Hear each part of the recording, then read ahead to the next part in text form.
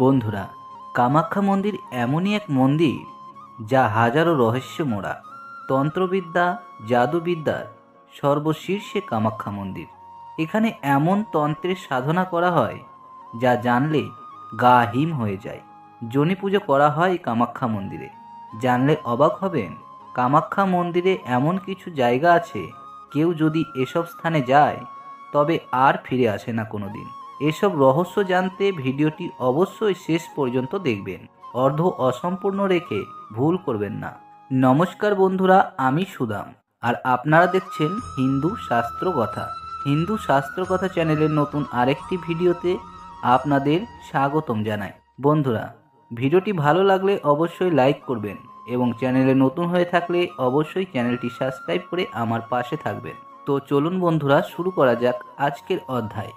বন্ধুরা, ভারতের আসাম রাজ্যের গুয়াহাটি শহরের নীলাচল পর্বতে অবস্থিত কামাখ্যা মন্দির দেবী সতীর 51 সতীপীঠের মধ্যে অন্যতম কামাখ্যা মন্দির। তবে আদি সত্যপীঠের মধ্যেও অন্যতম এই মন্দির।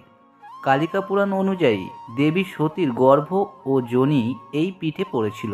শোনা যায় মন্দিরে 4টি গর্ভগৃহ রয়েছে, আর তার মধ্যে গর্ভগৃহায় আজও রয়েছে দেবী সতীর গর্ভ। তন্ত্র আর জাদুবিদ্যের পরিপূর্ণ রহস্য ঘেরা কামরূপ কামাখ্যা।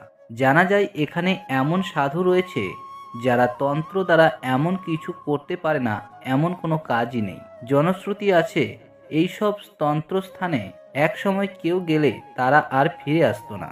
এখানে তন্ত্র বলে মানুষকে বশ করে রাখা হতো এবং তাদের অদৃশ্য করে দেওয়া হতো, আবার কাউকে সারা জীবনের জন্য আটকে রাখা হতো। তবে এখানে এমন সাধক রয়েছে যারা দেবীর কৃপায় মানুষের মঙ্গল সাধন করেন। তবে এই কামাখ্যা মন্দিরের রহস্য শেষ নেই। দেবী কামাখ্যা মন্দিরে সমস্ত পাপ থেকে মুক্তি মেলে। দেবীর কৃপায় ভক্তের সকল মনোবাসনা পূর্ণ হয়। কামাখ্যা মন্দিরে যোনি পূজা করা হয়। যোনি, যা বিশ্ব সংসারে পবিত্র, কারণ যোনি থেকে সৃষ্টির শুরু। একজন নারী সন্তান ধারণ এবং জন্ম দেওয়ার জন্য যে পীড়া সহ্য করে, তার প্রতীক হিসেবেই সনাতন ধর্মাবলম্বীরা অতি শ্রদ্ধা, বিশ্বাস আর ভক্তির সাথে পুজো করেন মাতৃযোনি। এই মন্দিরে দশমহাবিদ্যারও পূজা করা হয়। বছরের 3 দিন আম্বুবাচিতে মহা উৎসব হয় কামাখ্যা মন্দিরে।